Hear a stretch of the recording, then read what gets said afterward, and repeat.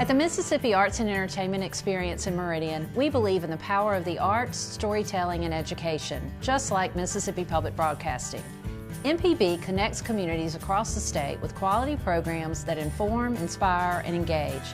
Their audience is loyal and appreciative of businesses that support public broadcasting, which makes underwriting on MPB a smart investment. Join us in supporting MPB. Learn more at mpbfoundation.org. School choice, rural hospitals, voter access. The 2026 Mississippi Legislature will impact you and your family for years to come. MPB brings you At Issue, a weekly analysis of the legislative session and the issues affecting you with perspectives from both sides of the aisle. Brandon Jones and new At Issue analyst Rebecca Staples join me, Wilson Stribling, every Monday at 5 p.m. only on MPB Think Radio and wherever you get your podcasts. MPB, your stories, our mission.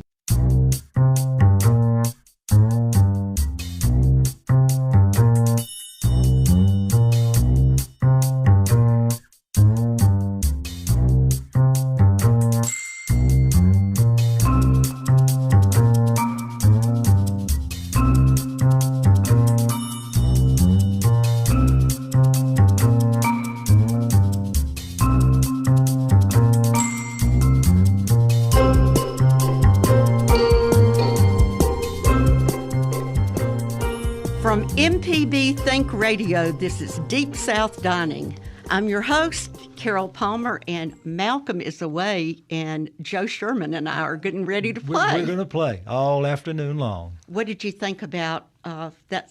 That was the Carolina Chocolate I would Drops. like to have their album. I need their album. Cornbread and butter do they have an album? That's all yes. I want to know. Oh, yeah. It'd be great. Oh, many albums. Great. Many okay, albums. Good. So what's going on? What's going on in your kitchen? Well, last night the dog decided that she wanted my chicken, but other than that, we have had fun. Mary Pryor cooked Jim Hudson's Southwestern chicken ravioli, and it was phenomenal. Now there's a page from the past. Bon ami, but when we got the recipe, it was made in a gallon quantity, so we had to reduce it, and we didn't reduce the chipotle pepper down far enough. But it was wonderful. Just got to drink more to get rid of the burn in your throat. But it was fantastic. To cut the fire. It was great. And then we did. We're too poor, so we did chicken confit instead of duck confit, and it was phenomenal. I would do it again tomorrow. Well, tell us about the process. I Well, mean, the a process confit is not simple. Well, the process is that you take the duck or the chicken and garlic and thyme and other spices, and you put it in the refrigerator overnight, cover it. Then the next day, you put it in a dish that's at least 3 inches deep and cover it completely with olive oil or duck fat in the case of duck. But all we had was olive oil, so we used olive oil. And when it just starts to bubble around the edges, you put it in the oven at 250 degrees for 2 hours, but you start checking it at an hour and a half to make sure that the juices in the chicken run clear. Then when you finish that, you let it cool, put it in the refrigerator, and it could stay in the refrigerator in that fat for a month. But we weren't waiting a month. We're not waiting a month. Come on. So we decided to cook it the next day. So you take it out and you sear it on the skin side. It's tender. It really has a great flavor. And so I have Taylor Bowen Ricketts of Fan and Johnny's gave me her duck sauce. So next time I'm going to have a duck. Okay, and next time you might have me for dinner. You're more than welcome to come anytime. Yeah, the kitchen is always open. Interesting that you're doing confit because that is such a traditional French dish. You don't think of Lebanese people doing it. That's what you're trying to say. That's what you're trying to I say. was thinking yeah, it, but I know you were. I know you didn't were. say it, I know the term originated from a French verb called confire, which means to preserve, and it completely submerges the food in liquid, usually duck. But I had no idea you could do it in olive oil. I thought it had to be just a fat that really congeals. No, the olive oil did great on the chicken. It really did. So it was. But the hardest part about finding chicken quarters, because I use chicken quarters, is you couldn't find them. So Kroger had them. They didn't want but $7.99 a pound for chicken quarters. I said no, thank you. So I went to Corner Market and I got don't y'all laugh out there in Radio Land. I got 4 quarters for $3.50. And it was delicious. That's that Joe Sherman. No, I'm not going to call it tightness. I'm calling it okay. frugality. That's frugality. Very frugal. That was smart. Yeah, well, I mean, it was going to cost me in that Kroger. You only could buy 10 pounds, so I'm going to buy $79, $80 worth of chicken quarters. Like, really? I don't have that many friends.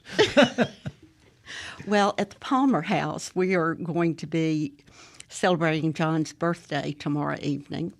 And I am making shrimp and patty pan squash. Some people call it that flying saucer. Oh, I know what you're talking squash, about. Exactly. Uh-huh. And with a peach and tomato salad. And the shrimp and squash came from a woman who cooked in our home in Stafford Shurden when I was a little girl. And I would, stand over the stove and watch her. And then as I got older, I'd try to write down what she was doing. I don't know, just a little bit of this and a little bit of that. So that's usually the way it is. I know that when Shapley's, one of their locations, there was a framed picture of Mr. Shapley, and it had the recipe for one of his dishes. I think it was some kind of roast or barbecue. And so I went in there one night, and I've been knowing them all my life. They're like family. And I was writing it down. He said, "Don't write that down. That's all wrong. I made it all up." I said, "Okay, thank you."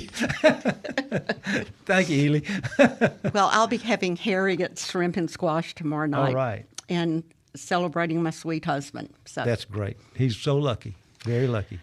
Well, Joe, we've had heavy hearts Yes, we have. This week. And a few thousand other people around the country because we have lost a very good friend, Thomas Williams. Thomas was he was bigger than life in many, many ways, and to show what kind of guy he was, his closest friends celebrated his life and they all cooked pork chops. He loved pork chops. So I know of 4 or 5 people that had pork chop dinner the night when they found out that he had passed away. The night. Go back and look on Cooking and Coping over the weekend, and you'll see pork chops. There's been a lot written about him. People have shared memories, and I'd like to share mine. Do. So we'll give a little context to why we are talking about this person. Throughout my many years in the food world, I've mourned giants in the food world. Craig Claiborne, Julia Child, Anthony Bourdain, Paul Prudhomme, John Edgerton, and Edna Lewis, and others whose names were not as universally known, but impacted our profession so much through their cooking and writing and big ideas that moved the cuisine forward, like Molly O'Neill and Natalie Dupree and Jamie Shannon, and so many more, but none have moved me as much as the death of Thomas Wayne Williams in Nashville last week. He never wrote a cookbook. He never hosted a show on Food Network. He didn't have a restaurant. Heck, Joe, he wasn't even a cook. I know. But he loved chefs and cooks and the people who grew the food and who stoked the barbecue pits and made the bacon. And he brought all of those people together.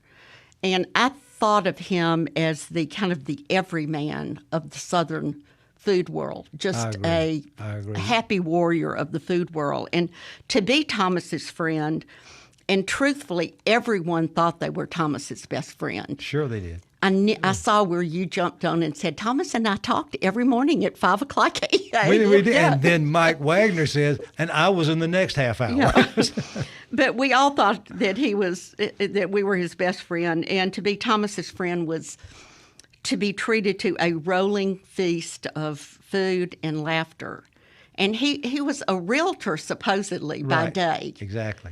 But he plied the highways of the South, visiting his friends, connecting people, always going to Madisonville to Allen Benton's Bacon. I mean, he put Benton's Bacon on the world food map. And always there was a cooler on the back seat of his car with artisan pork from Bear Creek Farms, a few pounds of Benton's Bacon, and a couple of quarts of buttermilk from Cruz Dairy in Tennessee. And he would it wasn't for him either. He would always bring it. It was always for someone else. He was always gifting. I brought a prop because I'm the king of visual aids, but Thomas, he had many connections. Lodge, cast iron cookware, Mike Wagner and Two Brooks, Benton's Bacon, the French Laundry, John Fleer. But he asked me would I like a cast iron skillet. I said, well, he said, I'm going to Lodge and I'll get you one. I said, okay, that'll be great. This is the biggest cast iron skillet you will ever see in your entire life. Good Lord. It's 15 inches across. It's got a 15-inch diameter. You could cook a whole chicken or maybe two in here, but that was Thomas. He was big. And he was a big guy. And he didn't have the money to do all that. And, we all tried to reimburse him for things, and he didn't want to do it. But his heart was the biggest part of that man. And he went through a lot of tough times with his health, but never complained, was always there for the show. And I'll never forget, we went to a dinner at Tim Pierce's house, and we had this large dinner in Memphis. And so we went downstairs to the hotel, over to the hotel, sitting down. He said, we need to get some of those hamburgers. He ordered, there was 4 of us. He ordered 16 hamburgers. So we sat there, ate hamburgers. After we just eaten, it was kind of our dessert, and had fellowship. Well, when he came through Jackson, which was often, he stayed with me, and then as the years went on, more Malcolm, he and stayed then with me. You. Right. And he stayed and stayed and stayed. He did. With you. But when he would come, he would meet someone for an early breakfast. He was an early riser, and that's when he did his work. Right, exactly. He'd do some of his real estate things. And then you have the first breakfast, and then I'm going to meet Chris Ray for breakfast. I thought you already had breakfast with Joe. Well, that's my second breakfast. The second course is a whole breakfast. So when he came for your wedding, the first time I'd ever met him, and we ate at the manship that day. And then it was Thomas at 4:30 in the morning from then on. Yep. What a great guy. Great guy. Thomas and I were actually in a pork chop club. Really? It was Thomas, me, my husband, John Palmer, and John's identical twin, Jim Palmer. And we called ourselves the Pork Chop Club. And Thomas got a giant ceramic pig and had it painted with our names on it. And we had plates with our names on it. And he would come out to Go Away Lodge, where we lived in Edwards, having brought the pork. And he said, well, this pork's been to the spa. It's been massaged and, race right, from Bear Creek Farms in Nashville. And we had bylaws, and there were 2 bylaws. And one was that there's no Christmas party. And the second one was there could be no new members, no matter how people sucked up to us and bribed us and tried to bribe us. There were no new members, but it was possible to have guests. Very exclusive. I think what we're going to do maybe in late August or September is gather all the friends from Mississippi and Memphis. Nashville's doing their own thing at Fan and Johnny's in Greenwood, and have a pork chop dinner. We're in. Does that mean we get in the club? No. Yeah, no. Well, we can recreate one now in his honor. Now that he's gone. Right. Marissa, before we go to break, let's play a little clip of Thomas on the show. This is a first in the studio. We have, for the first time ever, a seafood tower and a towering food enthusiast. Yes. Thomas Williams is here in the flesh from Nashville, Tennessee. He's all the way here. He is, as we like to say, a curator of all good things. Good morning, Thomas. Good morning. Thanks for having me. Man, it's good to see you. Good to see you as well. You're a long way from home. Yes, sir. And, Thomas, we've talked about you before because you are the man who turned cooking and coping from 3 followers, which were Malcolm, Leanne Galt, and me, into 500 overnight. Well, I just know a few people, and it's a great platform during the COVID to people connect around the table and food and cooking at home. That's it was a big deal.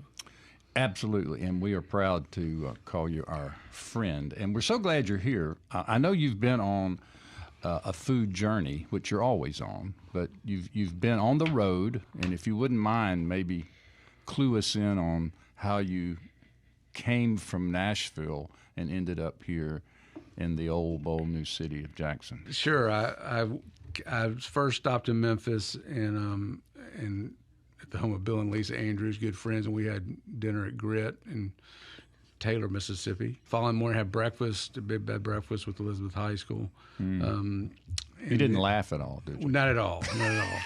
And you were cackling. Cackling. That's breakfast. correct. And then came on down to Greenwood, Mississippi, and had a couple meals at the absolutely incredible Fan and Johnny's with Taylor Ricketts behind the kitchen, and I luckily had lunch and dinner. I don't get a chance to see Taylor as much and have her food, but the food was absolutely incredible. And She's the best. Joined Leanne Galt for those meals as well. Oh, really? So she was up there doing cooking school? She was. She was up there doing, I think she did when 2 classes. Leanne is at the table, there's going to be fun, too. Certainly a lot of fun, and it was great.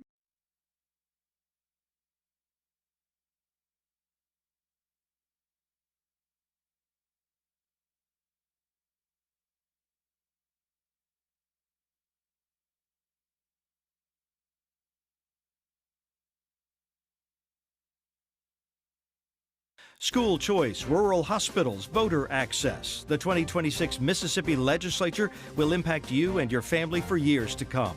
MPB brings you At Issue, a weekly analysis of the legislative session and the issues affecting you with perspectives from both sides of the aisle. Brandon Jones and new At Issue analyst Rebecca Staples join me, Wilson Stribling, every Monday at 5 p.m. only on MPB Think Radio and wherever you get your podcasts. MPB, your stories, our mission. Hatred destroys the one who hates. The others that you hated, go on about their business. Who cares of us? So the legacy of Medgar Evers is an understanding of our own humanity and of our own responsibility of seeing that in other people. He is written out of history. He's just not included as Malcolm and Martin. To me, it's the 3 M's, and Medgar is right up there at the lead. Everlasting, Life and Legacy of Medgar Evers. Watch now on MPB Passport. Visit mpbonline.org for more.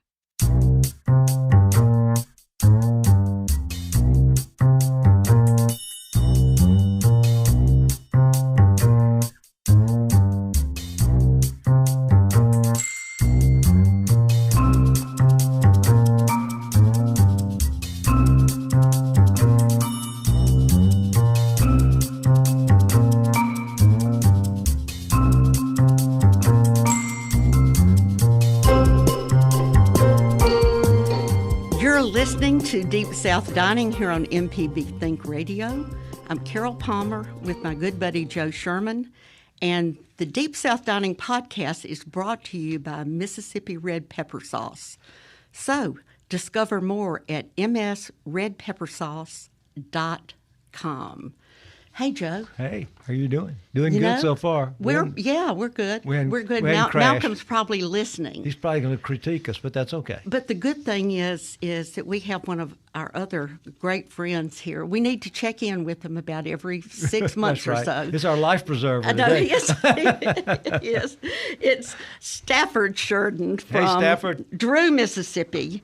And how are you guys? We're good. And he may be the only man who's made millions of people stop scrolling to watch someone eat fried chicken from the tailgate of a pickup truck. Well, that's a good thing. I don't know about the only one, but I was trying to figure it up today how many episodes I've done. I filmed over 240. There's still some that I hadn't put out yet, but yeah. So around getting close to 250 episodes. Wow. So for those who haven't followed Stafford on this show, he is a Delta farmer, a retired judge, and I just love the picture of him when he in his judge robes when he used to do it. A restaurateur, an author, and here's my copy. Joe, don't take it. Stafford's book, Meat in Three, a Southern gentleman's philosophy and connection and life. And the Meat in Three is MEET. I highly recommend it. You can get it wherever you get your books at your favorite independent bookstores or those other places.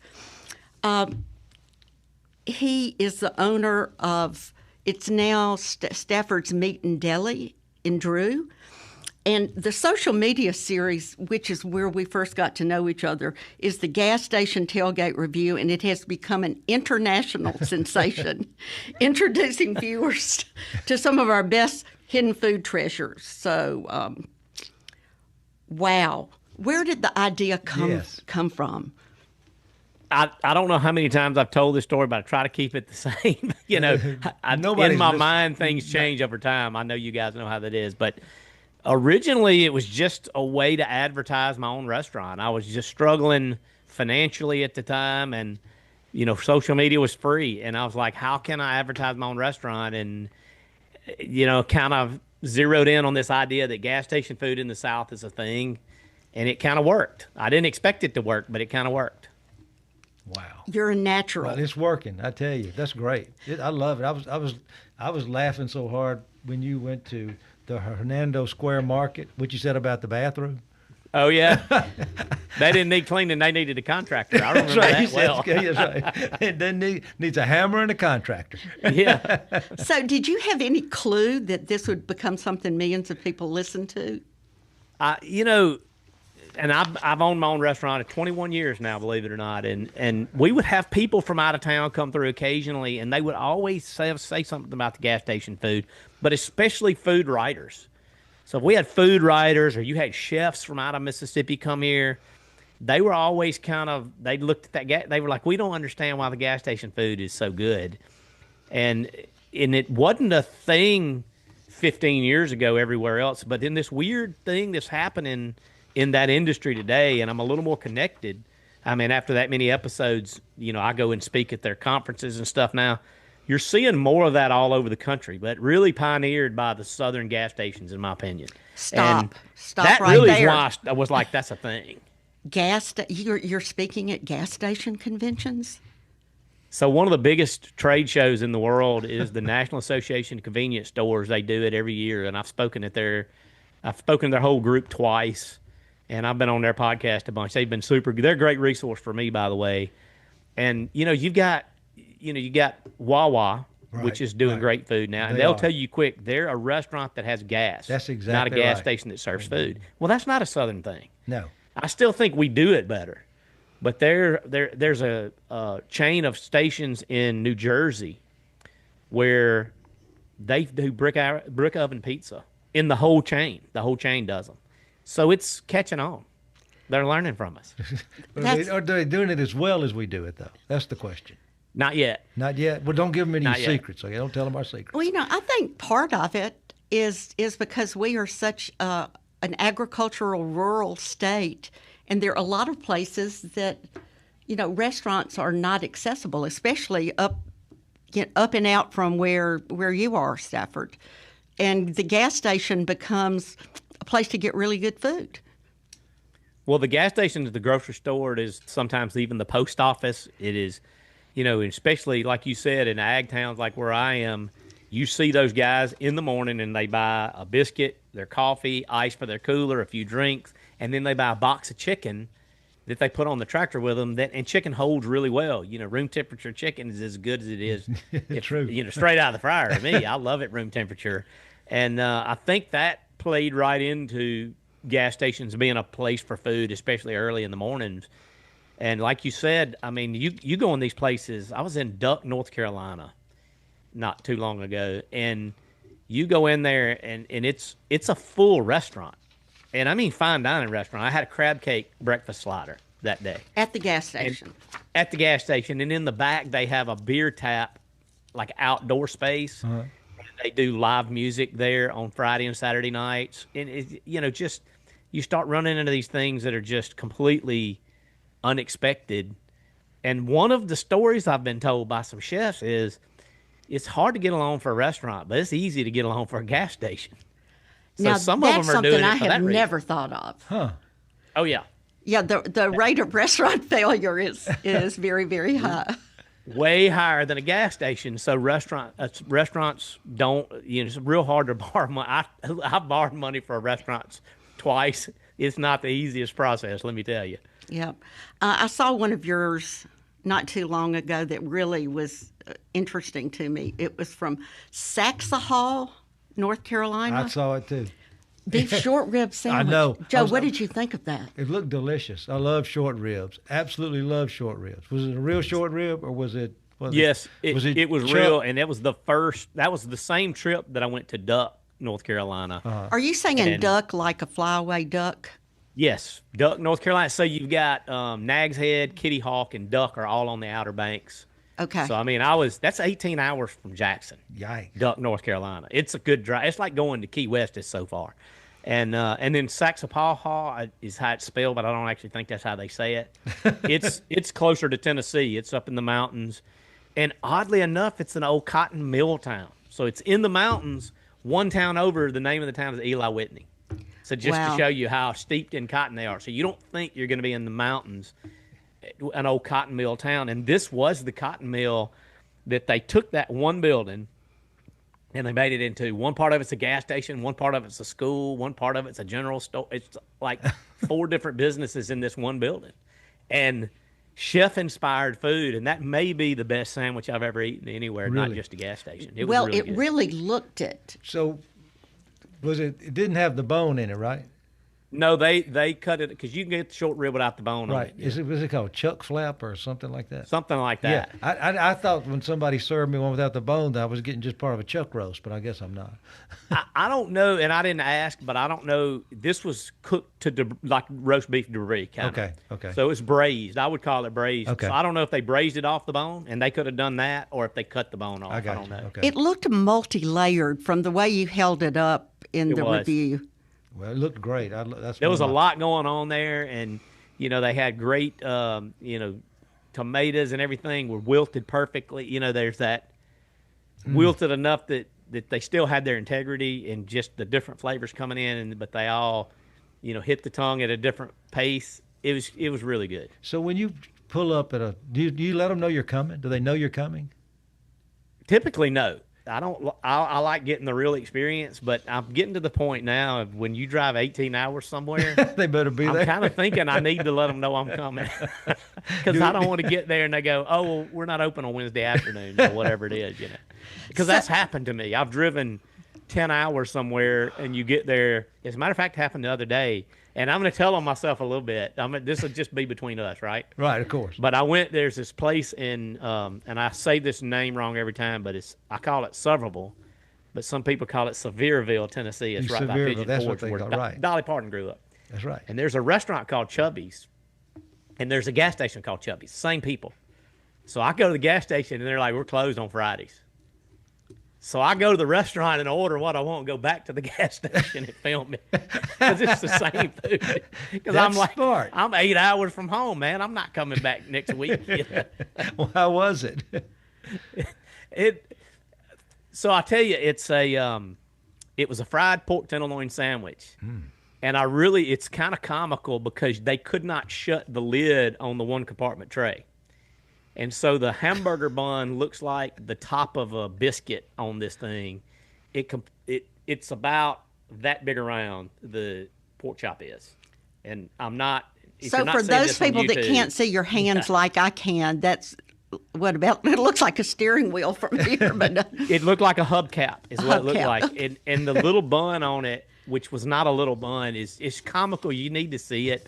And it was okay. It was not the best thing I've ever eaten, but just there were 3 of us, and we all 3 ate on it until we couldn't eat anymore, and you couldn't even tell we'd eaten on it. Really? Wow. Yeah. It was huge. So you went up and did the whole Dollywood thing. Is that right? I did. So I went to the Tennessee and Travel Stop, which has been there a while.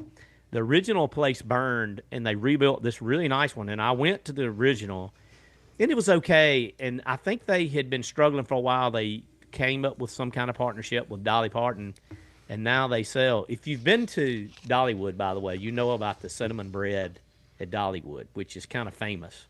So they do that cinnamon bread at the truck stop, and it is the same. That episode will actually be out this Wednesday at 3 o'clock.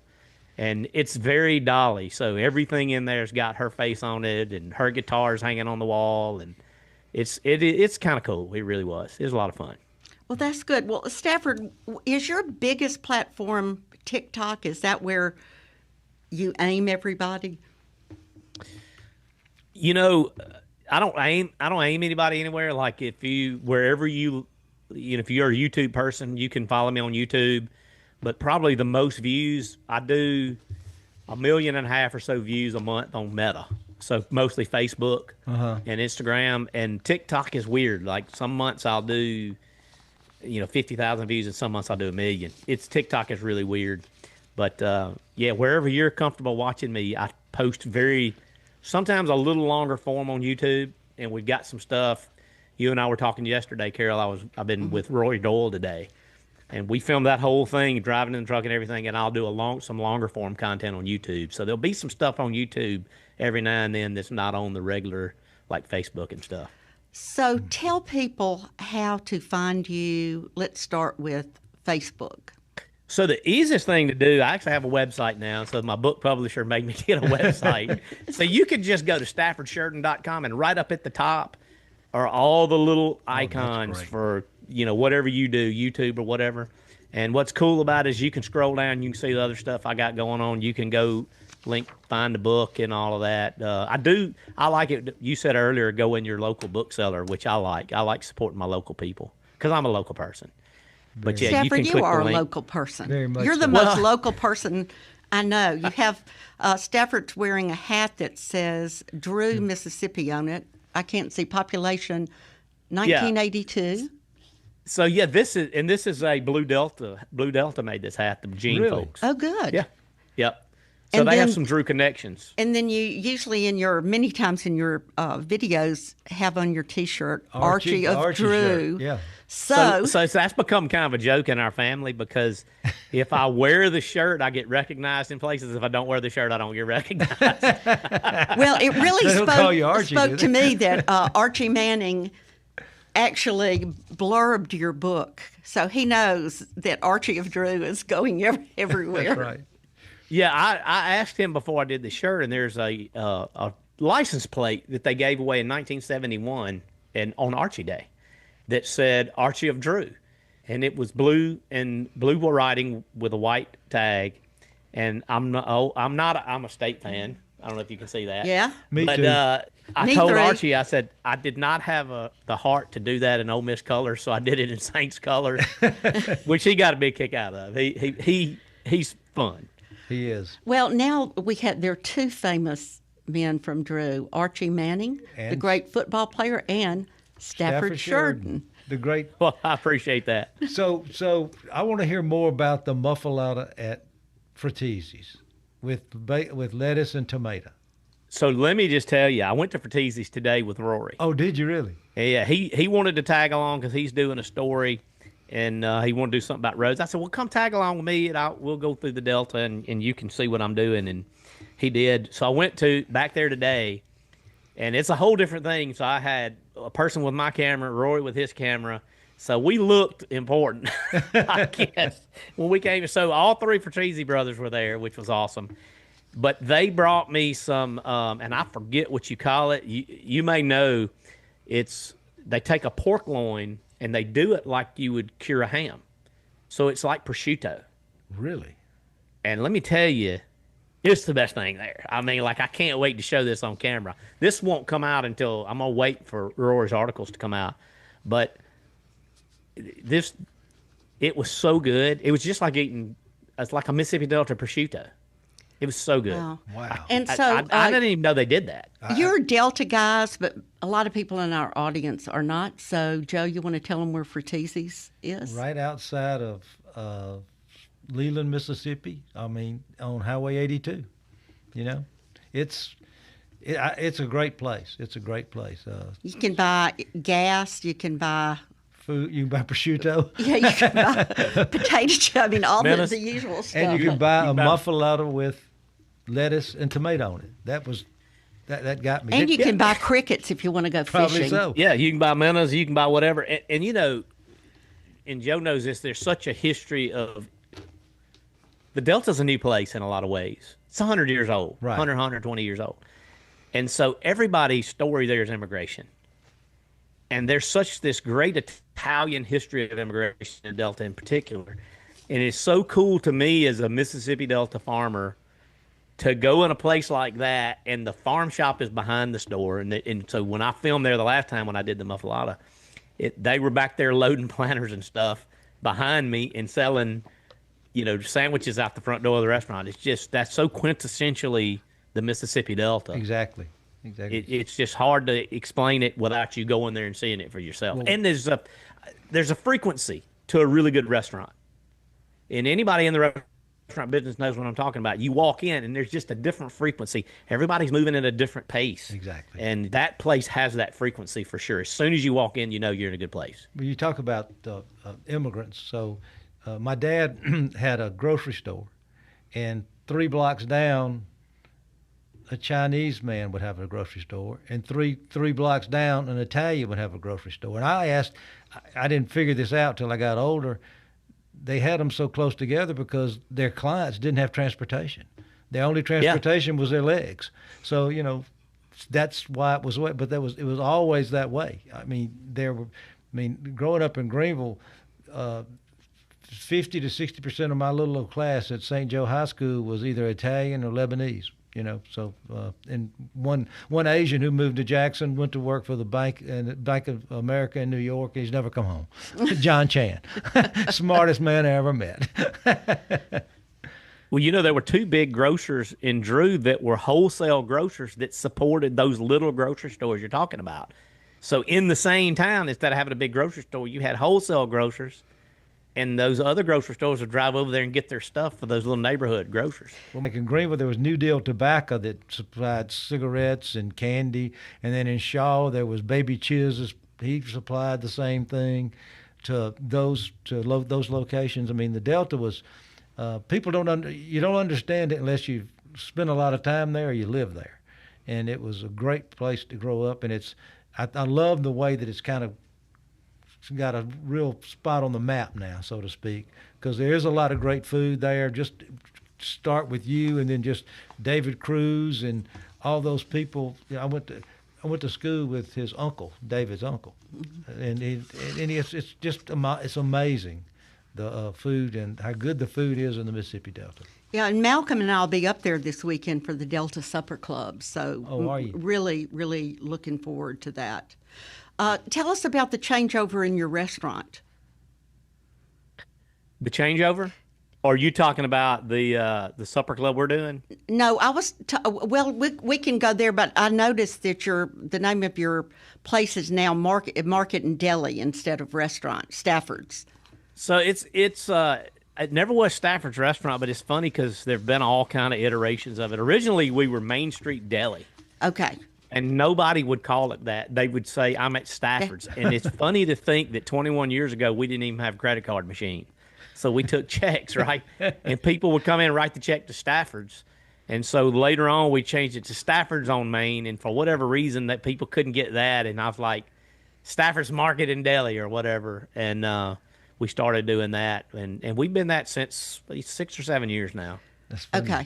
Okay. So it really hadn't changed. It's not a new. It hadn't changed. It hadn't changed. That's it. Okay. So let's talk about your supper club. So I was, and I guess I figured out a while back that the Delta's a weird place where I think there's a real vacuum of mentorship in the Delta.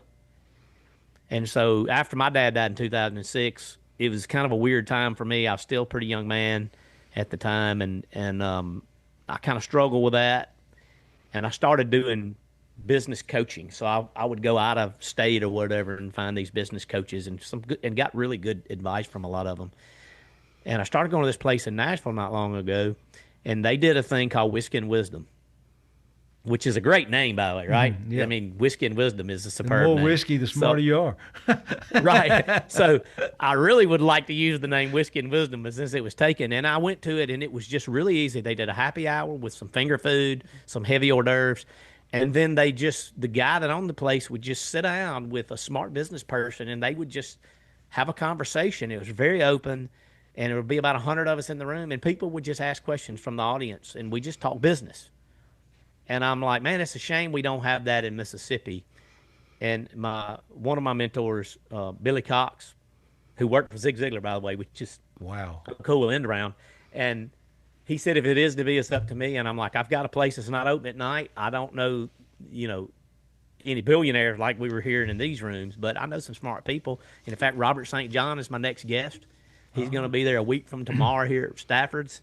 And we do the same. So it'll just be me and Robert sitting in a couple of wingback chairs at the front of the room, talking business. And the cool thing about it is, and Robert, I know Robert's going to have some great stuff to say, but the people in the room are just as valuable as whatever me and Robert are going to come up with to say, so it's become this thing of camaraderie and co-mentors. You talk back and forth and business deals are made. And it was just, and it's something about, I like the idea of food bringing people together.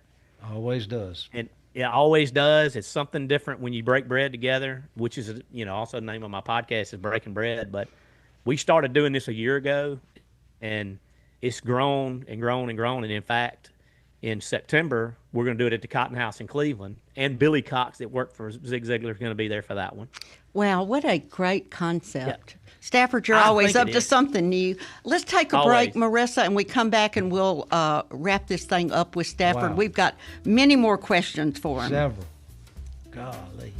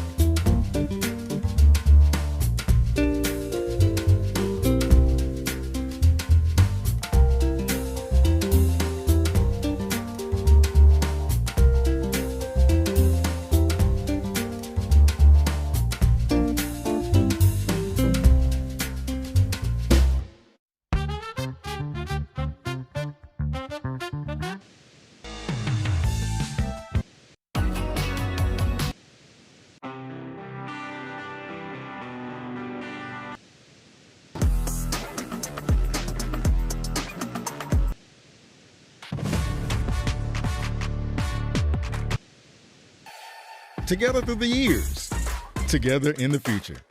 MPB, your stories, our mission. Hi, ladies and gentlemen. My name is Bobby Rush.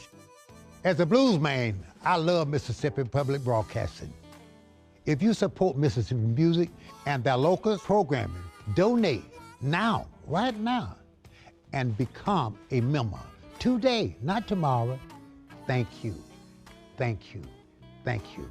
Doesn't matter how big or small, but we prefer big. Thank you very much.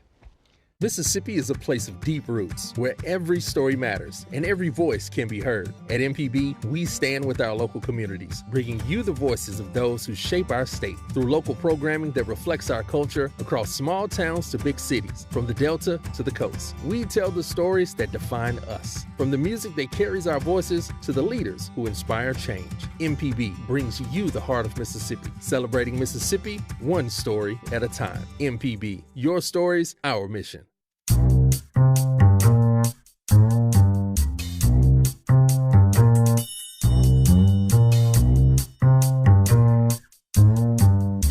The Deep South Dining Podcast is brought to you by Mississippi Red Pepper Sauce. And boy, do we love it. And we love the hot honey, too. And discover more about the products at msredpeppersauce.com. Have you tried it? Tim's, not yet. Okay, I need to. You got it. The hot honey I had on fried chicken last week, and it was delicious. How about you, Stafford? Have you tried the pepper sauce or the hot honey?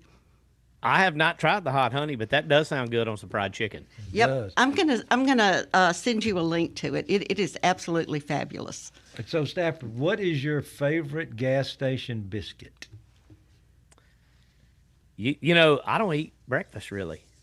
I really don't. And it used to be there was a place in Grenada called the Biscuit Pit, and it closed during COVID. It's recently reopened back up. I don't know. I understand it's under new ownership, so I haven't been there since then. I remember that was one of your early Now, was reviews. that the lady that Dr. Newcomb put in business in Oxford and had a biscuit? They had a biscuit place in Oxford. I don't think so. This was an older gentleman. Oh, okay. And the cool thing was he had a table for World War II vets in there. Oh, wow. And you would go in, they would have flour stacked up on pallets. They sold like 1,000 biscuits a day or something in Grenada, of all places. And Mike Wagner's actually the one that turned me on to that. You know, Mike has turned me on to a lot of good spots. He knows the places. And speaking of Mike Wagner of Two Brooks Farm, who's very near you, I just a few minutes ago got a text from him I'd really love to read. Go ahead, read.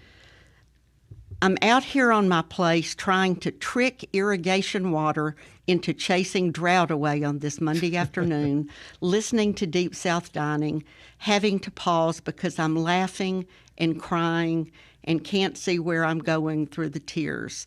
What a beautiful trip y'all gave, Thomas. Oh, good. Great.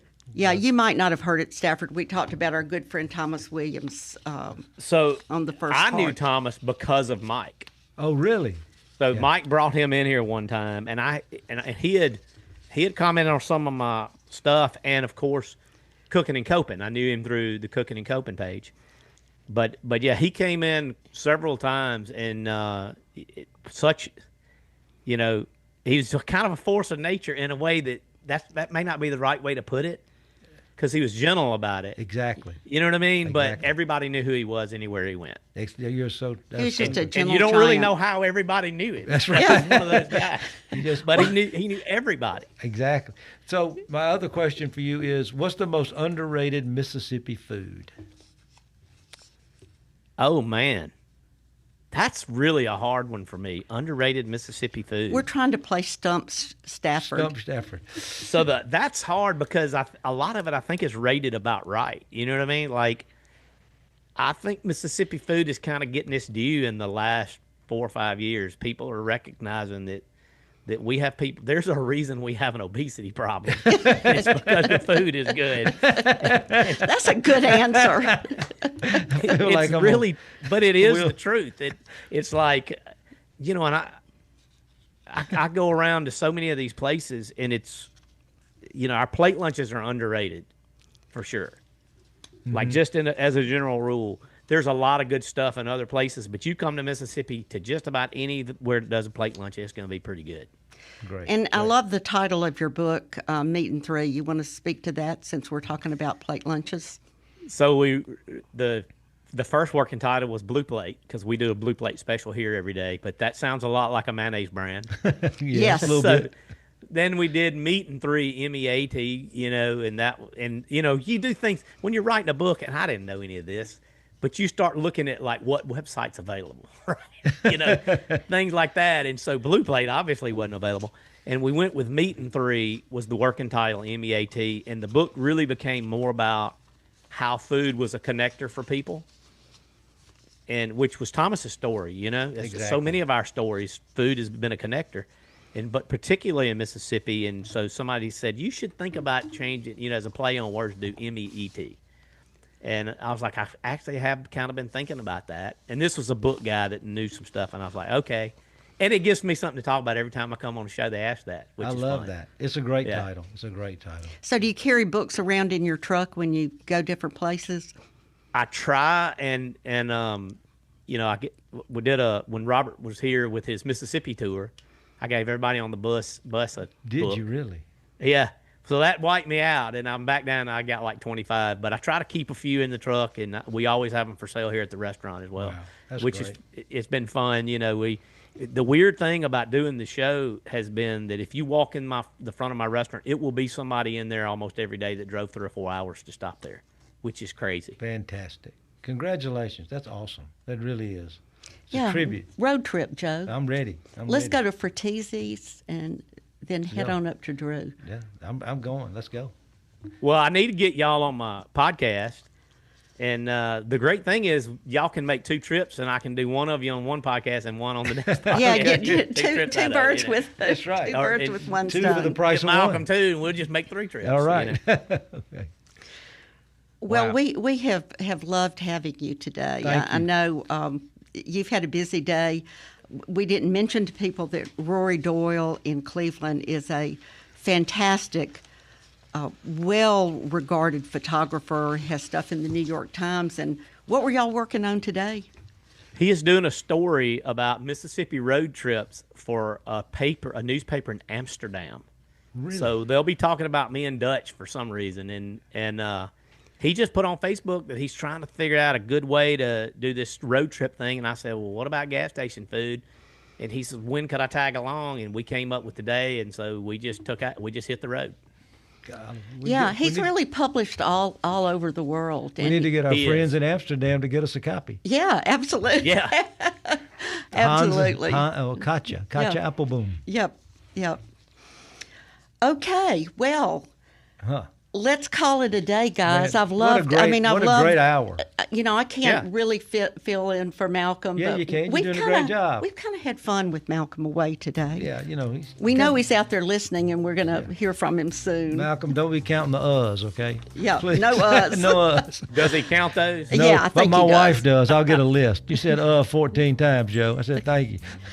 Deep South Dining is a production of Mississippi Public Broadcasting Think Radio and is funded by generous contributions from listeners like you. Our show was produced by Marissa Vaughn. For our guest, Stafford Shurden, and my co-host for the day, Joe Sherman, I'm Carol Palmer. Stay tuned for At Issue up next, and join us next Monday at 4 and every Sunday at 9 a.m. for the Encore. Deep South Dining is heard only on MPB Think Radio. Thank you, Carol.